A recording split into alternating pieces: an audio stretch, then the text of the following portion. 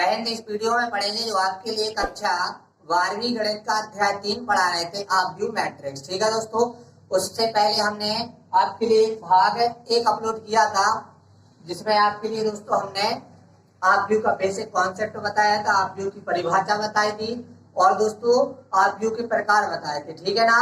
और इसके अलावा दोस्तों उदाहरण 1, 2, 3 तक सॉल्व कराए थे। ये भाग 2 है दोस्तों जिसमें आपके लिए उदाहरण 4 और 5 कंप्लीट कराएंगे। ठीक है दोस्तों, तो देखिए सबसे पहले उदाहरण 4 क्या कह रहा है आपका। उदाहरण 4 कह रहा है कि यदि x धन 3 z धन 4 2y minus 7 minus 6 a minus 1 0 b minus 3 minus 21 0 बराबर कितना दिया है 0 6 3y minus 2 minus 6 minus 3 2c plus 2 2b plus 4 minus 21 0 हो। तो आपके लिए किस किस के मान निकालना है, A B C X Y तथा जेड के मान निकालना है। ठीक है ना। तो कैसे हम इनके मान निकालेंगे, क्या इसका हल करने का तरीका है, इसको आप ध्यान से देखिएगा। ठीक है दोस्तों, तो देखिए सबसे पहले हम हल लिखेंगे। ठीक है ना दोस्तों, तो लिखेंगे आप व्यू समानता की परिभाषा से, आप व्यू समानता की परिभाषा से देखिए दोस्तों ये दोनों क्या है, समान है ना, बराबर है। तो x धन 3 के इक्वल क्या होगा 0, x धन 3 के इक्वल क्या होगा 0 होगा ना। ठीक है, तो हम वही लिखेंगे। ठीक है कि इसको हम पहले अभी ये पूरा अपन यहाँ से देखें तो x धन 3 के इक्वल क्या है 0 है। x धन 3 के इक्वल क्या है दोस्तों 0 है। ठीक है ना, इसको आप समीकरण 1 मान लीजिए। ठीक है, और z धन 4 के इक्वल 6 है, z धन 4 के इक्वल 6 है, इसको आप समीकरण 2 मान लीजिए। 2y माइनस 7 के बराबर में क्या है 2y माइनस 7 के बराबर में क्या है दोस्तों 3y माइनस 2, इसको समीकरण 3 मान लीजिए। ठीक है ना। अब देखिए यहाँ से हम देखें तो इसका तो कोई अवयव की जरूरत ही नहीं है। यहाँ पे हमें a का मान निकालना है। a माइनस 1 इक्वल क्या दिया है -3, क्योंकि संगत अवयव के बराबर होता है। तो a माइनस 1 इक्वल कितना है, ये दोस्तों आपका दूसरे वाला अवयव है ना। a माइनस 1 इक्वल होगा दूसरा वाला अवयव -3 है। ठीक, तो इसको समीकरण 4 लेंगे। अब दोस्तों देखिए 2c प्लस 2 के इक्वल किसको लेंगे 0 को लेंगे, 2c प्लस 2 के इक्वल किसको लेंगे 0 को लेंगे, समीकरण 5 होगा। अब आपके लिए b के मान की जरूरत है तो b माइनस 3 के इक्वल होगा, b माइनस 3 के इक्वल होगा पहला वाला अवयव, पहले अवयव की संगत होगा, कितना होगा 2b धन 4। ठीक है दोस्तों, 2b धन 4। ठीक है ना। तो इस प्रकार हमने यहाँ पे इसको हम समीकरण 6 लिखेंगे। देखिए हमें a b c और x y z के मान निकालना है और हम ये जानते हैं आव्यूह समानता की परिभाषा से कि संगत अवयव के बराबर होता है, पहला वाला पहले के बराबर, दूसरा वाला दूसरे के बराबर, ऐसे ही अवयव सभी संगत अवयव के बराबर होते हैं। अब हम यहाँ से मान निकालेंगे, इन समीकरण को हम क्रमशः हल करेंगे, है ना। हल करेंगे तो हमें एक एक करके वैल्यू मिल जाएगी। देखिए कैसे, देखिए यदि हम समीकरण 1 को हल करें तो ये इस साइड 3 प्लस में तो उस साइड क्या हो जाएंगे माइनस में, मतलब दोस्तों जो धन में है सो ऋण में हो जाएंगे। तो x की वैल्यू कितनी आ जाएगी -3 आ जाएगी। यहाँ से देखिए z धन 4 बराबर 6 है, z धन 4 बराबर 6 है तो 4 इस साइड धन में उस साइड ऋण में जाएंगे। और दोस्तों z बराबर क्या हो जाएगा 6 माइनस 4 इक्वल 2। तो फिर यहाँ से z की वैल्यू कितनी आ जाएगी, 6 में से 4 वैल्यू कितने आ गए दोस्तों आपके 2 आ गए। तो z की वैल्यू कितनी हो गई दोस्तों आपकी 2 हो गई यहाँ से। ठीक है ना। समीकरण 3 को हल करोगे आप तो देखिए क्या निकलेगा आपका 2y माइनस 7 बराबर 3y माइनस 2। अब यहाँ पे क्या करेंगे हम, चर को एक साइड ले जाएंगे, चर को एक साइड ले जाएंगे। ठीक है ना। तो क्या होगा देखिए, जैसे हम 2y को उस साइड में आए और 2 को इस साइड में आए, देखना -7 जहाँ के तहाँ, ऋण में 2 इस साइड है तो इस साइड आएंगे तो धन में हो जाएंगे बराबर। अब यहाँ पे ये 3y है, यहाँ पे 2y धन में उस साइड ऋण में हो जाएगा। तो यहाँ से हम वैल्यू निकालेंगे तो 7 में से 2 घटाना है ना, जोड़ रहा है धन और ऋण है तो ऋण होगा, तो ये -5 आएगा। और 3y में से 2y जाएंगे तो y आ जाएगा, तो y का मान आ जाएगा आपका -5। ठीक है ना। तो यहाँ पे हमने x का, z का और y का निकाल लिया। अब निकालेंगे हम a का मान। तो a के मान के लिए समीकरण को हम हल करेंगे, है ना। तो ये साइड ऋण में, तो उस साइड जाएगा तो काय हो जाएगा, धन में हो जाएगा, है ना। तो -3 धन 1, ऋण में है, धन में जाएगा। तो 3 में से फिर 1 क्या होगा, घटेगा, है ना, धन और ऋण होंगे, तो ये -2 होगा। तो a की वैल्यू कितनी आ जाएगी आपकी, -2 आ जाएगी। उसके बाद दोस्तों देखिएगा, इसको हल करेंगे अब 2c, है ना दोस्तों, ये वाला था ना जो आपका 2c वाला, ठीक है। इसको आप ध्यान से देखिएगा, जो आपके लिए बता रहा है 2c धन 2 बराबर है 0। तो क्या होगा, 2c धन 2 बराबर 0। तो यहाँ से हम पहले 2c का मान निकालेंगे। तो इस साइड ऋण में है, धन में है, तो उस साइड ऋण में हो जाएगा, c बराबर निकालेंगे, है ना। ये इस साइड गुणा में है, तो उस साइड किस में हो जाएगा, भाग में हो जाएगा। 2 से 2 कट जाएंगी, माइनस का मान है तो 1 हम 2। तो c की वैल्यू कितनी आ जाएगी दोस्तों, -1 आ जाएगी। अब हमें निकालना है लास्ट वैल्यू b की, है ना। तो b -3 है, तो हम क्या करेंगे, यहाँ से इसे b को ले आएंगे इस साइड या उस साइड, कुछ भी ले जाओ। जैसे हम मान लीजिए कि -3 को हमें यही रखना है, और ये 4 इस साइड धन में है, तो इस साइड काय में आएंगे, ऋण में आएंगे, बराबर 2b। ये b इस साइड धन में है, तो उस साइड आपका ऋण में होगा। तो फिर माइनस माइनस प्लस -7 हो जाएंगे, और 2b में से 1b जाएगा, तो 1b बचेगा, मतलब b की वैल्यू आ जाएगी -7 आ जाएगी। अब दोस्तों आपने यहाँ पे तात्पर्य क्या निकाला, इसका मतलब ये होगा कि अतः जो मान निकालने थे, अतः a b और ये c, देखिए ध्यान से देखिएगा, a b c, है ना। और यहाँ पे x y तथा z के मान क्रमशः, अब जो है उनको लिख लीजिएगा। क्या कहने के लिए, a का मान देखिएगा कितना आया था, a का मान -2, तो सबसे पहले -2। उसके बाद क्या निकालना है, b का मान। b का मान कितना निकला देखिएगा आप, अभी हमने b का मान निकाला था, ये वाला कितना आया, -7, ठीक है। उसके बाद आपको c का मान देखना है, c का मान कितना आया था, ठीक है ना। c का मान देखिए, c का मान हमने निकाला था, ठीक है। तो आपको c का मान कितना आया है, -1 आया है। तो यहाँ पे हम लिखेंगे -1, इसी का मान हो गया, ठीक। अब दोस्तों चाहिए x y z, तो x का मान कितना आया था, x का मान -3 आया था, तो x का मान -3 हो गया।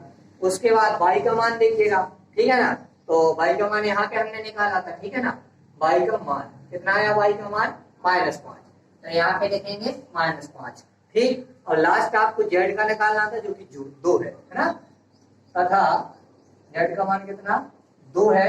इस प्रकार ये आपका आंसर हो जाएगा। अब देखिएगा सवाल थोड़ा बड़ा है ना, लेकिन यदि आप इसको बिल्कुल ध्यान से करना है, संगत अवयव के इक्वल संगत अवयव लेकर चलना है, ठीक है ना। जब संगत अवयव के बराबर संगत अवयव को लेकर चलेंगे, तो हम पक्षांतरण करके आराम से सवाल को निकाल सकते हैं, ठीक है दोस्तों। तो इस प्रकार आपका ये उदाहरण 4 कंप्लीट होता होगा। अब चलेंगे उदाहरण 5 की ओर।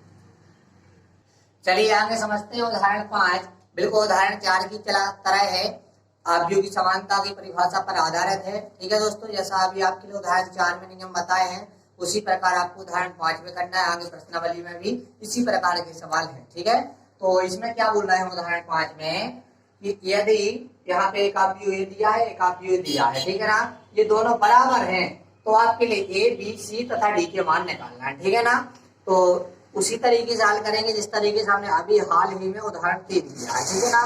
तो देखिएगा सबसे पहले हम क्या करेंगे, इसको हल लिखेंगे, ठीक है ना। हल लिखने के बाद हम क्या करेंगे, लिखेंगे आव्यूह समानता की परिभाषा से, आव्यूह समानता की परिभाषा से, ठीक है दोस्तों। तो आव्यूह समानता की परिभाषा ये कहती है कि संगत अवयव के बराबर होता है। पहला संगत अवयव पहले संगत के बराबर, दूसरा संगत अवयव दूसरे संगत के बराबर। देखिए फिर से समझिए, इसके बराबर ये होगा, इसके बराबर ये होगा, इसके बराबर ये होगा, इसके बराबर ये होगा। ये बात ध्यान से समझ लें, क्योंकि अभी जब हम इनकी जोड़ना घटाना गुणा सीखेंगे ना, तो ये काफी महत्वपूर्ण है। पहला अवयव पहले से जोड़ते हैं ना, तो अभी बहुत ही इंपोर्टेंट है इसको, इसलिए अभी से समझ लीजिएगा। तो दोस्तों अब हम क्या कहेंगे, ये 2ab के इक्वल का होगा, 2a प्लस b ये इक्वल क्या होगा, पहला वाला संगत अवयव 4, ठीक है। इसको हम समीकरण 1 लिखेंगे। ए माइनस 2b, है ना दोस्तों, ए माइनस कितना है 2a 2b, ए माइनस 2b के बराबर कितना है दोस्तों आपका -3 होगा, समीकरण 2। ठीक, उसके बाद दोस्तों 5c minus B, 5c minus B, 5c minus B बराबर कितने होंगे 11, समीकरण 3। 4c plus 3d, 4c plus 3d, ठीक है दोस्तों 3d। देखिए यहाँ पे थोड़ा सा क्वेश्चन मिस्टेक था, है ना, यहाँ पे 5c माइनस डी था तो हमने 5c माइनस यहाँ पे आपको डी करना पड़ेगा, ठीक है दोस्तों। और इक्वल कितना था 11, तो हमने 11 लिख दी, समीकरण 3। और 4c plus 3d, 4c plus 3d बराबर कितना होगा आपका 24 होगा, ये आपका समीकरण 4 हो गया। अब देखिएगा समीकरण बनाने के बाद आपको ए बी सी डी के मान निकालना है, तो कैसे निकालोगे, इन दो समीकरण को अलग हल करेंगे, इन दो समीकरण को अलग हल करेंगे, ठीक है ना। एक बात ध्यान रखिएगा, अब इस टाइप के सवाल हम कैसे हल कर पाते थे, विलोपन विधि से, है ना दोस्तों। तो इनको आप पहले विलोपन विधि से रफ में हल करके देखिएगा, है ना, तो आपके मान बन जाएंगे। देखिए यहाँ पे हम आपको रफी में सिखा रहे हैं कि रफ में किस तरीके से करेंगे। देखिए जैसे आपका पहले सवाल कितना है 2a प्लस बी बराबर 4, देखिए रफ में आपको करके दिखा रहे हैं, ये आपको एग्जाम में नहीं लिख के दिखाना है। 2a प्लस बी इक्वल कितना था 4, और नीचे है a माइनस 2b और इक्वल कितना है -3, ठीक है ना। तो इसको हम किससे करते हैं, विलोपन विधि से। विलोपन विधि से हल करने का नियम क्या होता था कि ऊपर वाली का संख्या का गुणा करते थे नीचे वाली से, और नीचे वाली का करते हैं ऊपर वाली से, है ना, यही नियम था ना।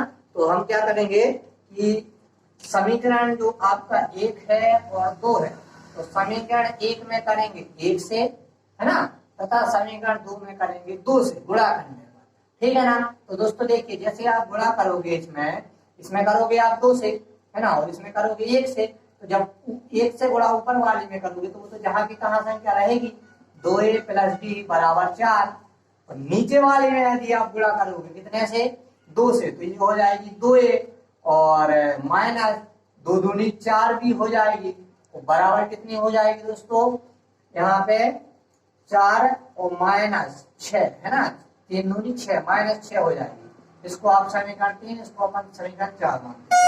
इसी टाइप से करते हैं ना विलोपन विधि से। तो विलोपन विधि में इसी टाइप से करते हैं। तो अब आगे क्या करते हैं दोस्तों, समीकरण 3 में से समीकरण 4 घटा देते हैं, है ना। तो जो अपना धन का है सो ऋण का हो जाता है, ऋण का है सो धन का हो जाता है ना। इस टाइप से हम इसको करते हैं चिन्ह बदल के। तो ये तो अपने कट जाएंगे आपस में, है ना, 2a में से 2a कट जाएंगे, 0 बचेगा, यहाँ पे प्लस हो गया, तो 4 भी और 1 भी कितने भी हो गए आपके 5 भी हो गए, ठीक। उसके बाद दोस्तों बराबर में जाए तो 6 4 कितने हो गए 10 हो गए, तो b का मान निकालेंगे तो 10/5 हो जाएगा, और 5 दूनी करेंगे तो 10 हो जाएगा, मतलब b का मान क्या आ गया 2 आ गया।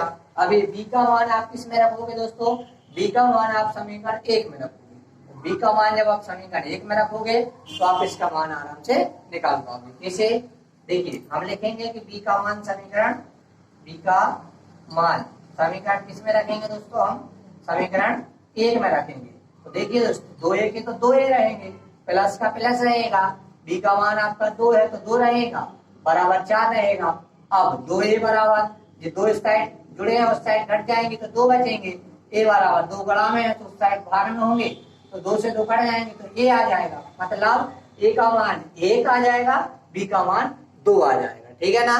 तो यहाँ से हम लिखेंगे कि समीकरण 1 और समीकरण 2 को हल करने पर a का मान कितना आया है दोस्तों आपका 1, b का मान आया है 2, ठीक। इसी प्रकार आप दोस्तों समीकरण 3 और 4 को करिएगा तो आपके सभी मान निकल आएंगे। यहाँ पे हम आपको डायरेक्टली लिख दे रहे हैं कि कितने आएंगे, इसी मेथड से आप कीजिएगा।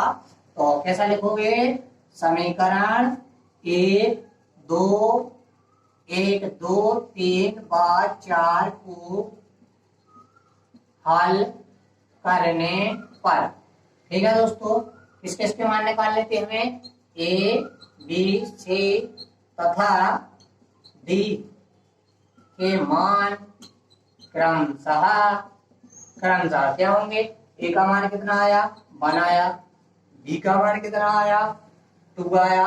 अब हम सी का मान निकालेंगे, तो आप जब सी का मान निकालोगे तो आपका सी का मान कितना आएगा दोस्तों, 3 आएगा और डी का मान 4 आएगा, ठीक है ना। तो यहाँ पे लिखोगे 3 तथा 4 है, ये आपका आंसर है, ठीक है दोस्तों। विलोपन विधि से हल कर लीजिएगा, जिस टाइप से आपके लिए यहाँ पे ये रफ में बताया है, तो आप पे क्वेश्चन आराम से बन जाएगा, ठीक है। क्वेश्चन का स्वरूप किस टाइप से होगा, बस संगत अवयव संगत अवयव के बराबर होता है, यही आव्यूह की समानता की परिभाषा है, यही उसकी शर्त है, ठीक है ना दोस्तों। और शर्त का पालन करते हुए हम इस सवाल पे हल कर पाएंगे, ठीक है दोस्तों। तो इस प्रकार आपके उदाहरण 1 से 5 कंप्लीट हो चुके हैं, ठीक है दोस्तों। अब आगे जिस वीडियो में पढ़ेंगे हम, उसमें प्रश्नावली 3.1 की शुरुआत